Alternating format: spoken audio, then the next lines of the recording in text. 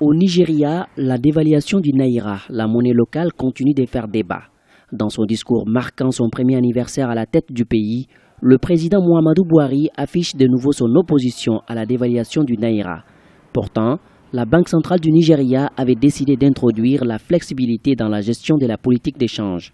Nous avons décidé de maintenir le Naira à sa valeur actuelle car les dévaluations qui sont intervenues par le passé ont eu un effet néfaste sur notre économie. Depuis novembre 2015, la monnaie nationale du Nigeria connaît une chute libre.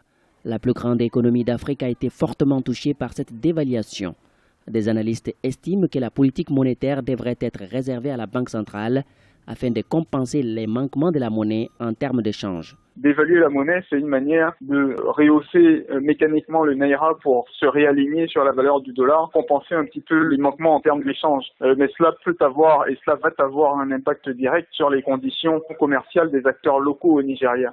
Je pense qu'un président devrait se retenir de soit commenter, soit annoncer des décisions qui sont des décisions de politique monétaire, parce que c'est effectivement la principale inquiétude des partenaires financiers d'un pays, c'est justement la souveraineté de son institution monétaire. L'environnement macroéconomique, notamment la situation monétaire avec la dépréciation du Naira, a eu un impact négatif sur l'économie nigériane.